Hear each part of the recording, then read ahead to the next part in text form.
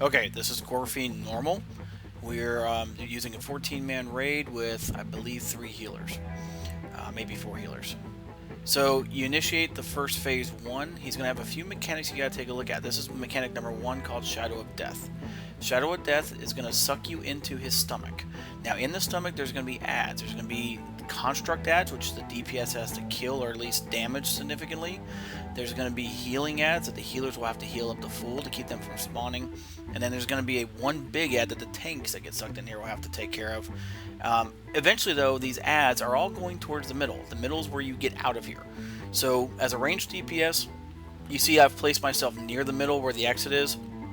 It gives me the advantage of being able to reach majority of the area and reach majority of the ads. And again, more damage the better. Now once you get about 8 seconds left in there, DVM will start warning you. You get out. Now when you get out, you want to spread out to about 5 yards. That's mechanic number 2. Mechanic number 2 is this kind of this shadow thing he does. It's just a random raid wide AoE, and you want to make sure that nobody's within 5 yards of you because it does a little bit more damage. So you want to kind of keep spread out. Now, phase number 3, or not phase number 3, mechanic number 3, the ads on the outside. So the ads you don't kill on the inside spawn on the outside, and they're a little bit tougher. So those constructs, they will actually fixate on a random ranged or healer. It's called Hunger for Life, and our job is to make sure they die before they get to their target. Now, mechanic number 4, Touch of Doom. This is a placement of a Doom well. And what you want to do is you want to make sure these guys are out there on the edges. Now, for people who have mitigation cooldowns, personal mitigation cooldowns, what I did just there, I hit the turrets and I ran over one that already was there, and I dropped the new one on that old one, so it saved me space. When you're doing Touch of Dooms, you want to make sure you use the edges of the rooms as much as possible and overlap them, because over time this becomes kind of your soft enrage. Alright, you're going to eventually run out of space if you don't do them very well. So you want them to be on the edge. Now we're going into phase number 2, which is Feast of Souls. We're going to do a few of these guys. This particular raid, it took us 3 roughly. Now one thing you want to make sure you do at the beginning of Feast of Souls is you want to make sure you clean up those ads. If those constructs get to their target, they're going to blow up in a little AoE explosion and can potentially kill quite a few people. Now, in this first Feast of Souls, this is where you want to use all your major cooldowns. So like for Hunter, Stampede, things like that. Anything that's longer than a 2-minute cooldown, you want to use it here. We're going to pop Hero in this first Feast of Souls as well. You'll use your secondary pots on here. You're going to blow as much DPS as you possibly can. You want to get them into the 50s at the very least. If you have good DPS, you should be able to get them into the low 60s to mid 50s percentage-wise, and that'll help you out a little bit over the course of the fight. Alright, the more DPS you pull in Feast of Souls, the shorter the fight is, the less Doom Wells you have, the less ads you have to go after.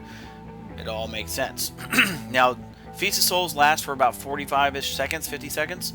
And during the Feast of Souls, there's little souls that are be sucked into him. The tanks will intercept those souls and keep them from hitting him. If they hit Gorefiend, then the soul reduces the amount of time in Feast of Souls. So the less they drop, or less they get to him, the more time you have in Feast of Souls. Again, I got a Touch of Doom. I dropped on an existing Doom well, and I'm back on the boss.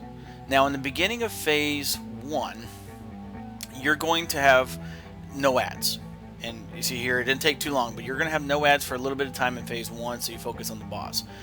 But as a ranged DPS, the first and most important thing you do in this fight is you kill those ads that come out. That is the absolute most important thing to do out there. Now there's a couple other mechanics I haven't gotten to. One is the swirlies around on the floor. So during the first parts of this fight on the video, you see the swirlies that will spawn. They'll spawn kind of in a swirl pattern, and then they'll explode in that pattern. You just want to get out of them. That's pretty easy to avoid. You just get out of that area, make sure it doesn't explode on you.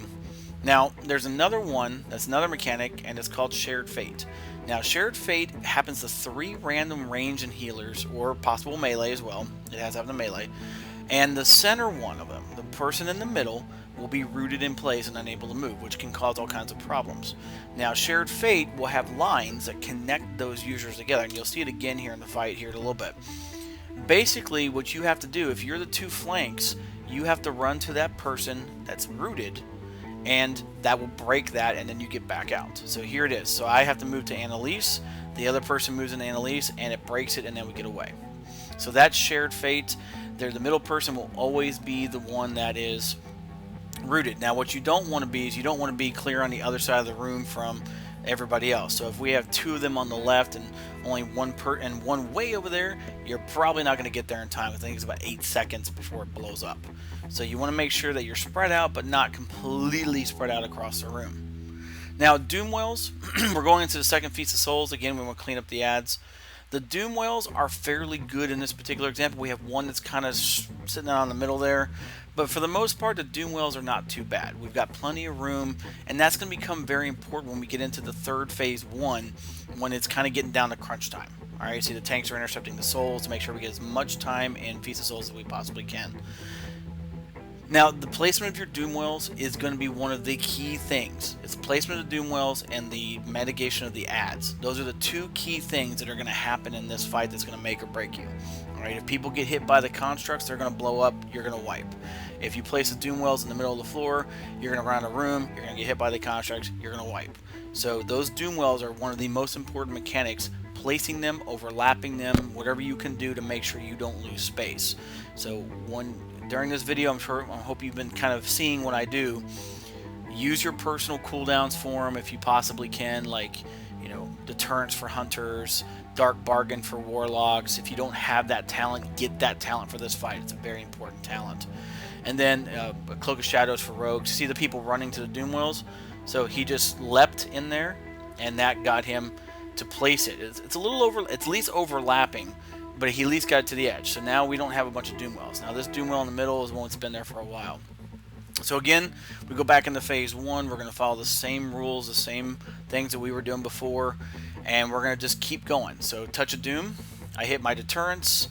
Deterrence has a long enough timer on it that it'll last longer than the cooldown. I drop that Doom Whale right there. I go back to killing ads. Now, you see, we've saved all that space. We've done the Doom Whales pretty well, so we have a lot of room to work with. That gives us a little bit better chance of downing this guy in this phase or in the next feast or next Feast of Souls phase. So the more room you have, the better off you're going to be. Now, I'm about to get sucked into the belly here in a few minutes, and what we're going to see is when we come back out, we're going to get a little sloppy. So we're getting a little sloppier. You know, maybe we're running out of personal cooldowns, but we're starting to shrink. This is kind of the enrage.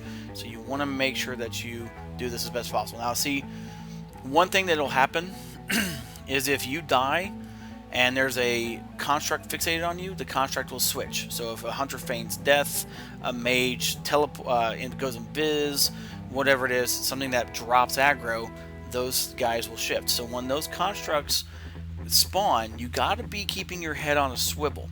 Alright, throughout the entire fight, because sometimes they'll spawn right next to you and they'll fixate you, and then what they'll do is they'll turn around, blow up, and you're dead. So every time those constructs spawn, if they're within 10 yards of you, keep your head on a swivel, make sure that thing is not going to turn on you, because I've seen it many times on myself where it turns around and goes straight at me. You want to use your slows on it. So any slows you have, any kind of hamstrings, and again, beginning of Feast of Souls, you want to make sure you don't drag a construct into the actual group that's stacked up. We lost quite a few people there. And then we're in our third Feast of Souls. Now, again, we got a little sloppy, so somebody dropped a Doom Well right next to where the group is kind of stacked up. Makes it a little harder on the tanks to intercept those souls and to make sure we stay in Feast of Souls. So the tanks are having to run around that. So that's what you don't want to do. So if you have DBM or other raid warnings, you want to make sure you turn on some special warning to let you know it's Doom. Hey, drop this over here. Overall, though, the fight went pretty well. We killed it in this phase. The Doom Wells were fairly good except for a few random ones, and the ads were well taken care of. So it was a good kill.